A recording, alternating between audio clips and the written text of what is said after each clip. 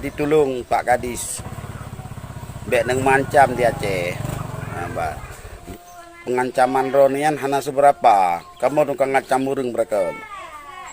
Tolong para gubernur dan DPR. Nah, kaji pecat juga deh yang Kadisan.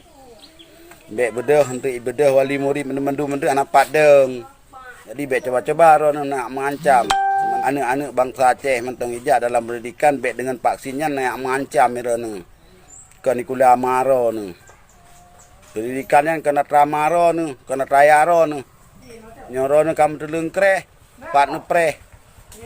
Ngamban. Kamu gak siap, kamu gak siap. Kusulum pribadi gak siap.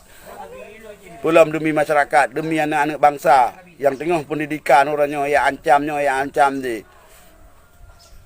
Mati 3, udip 3.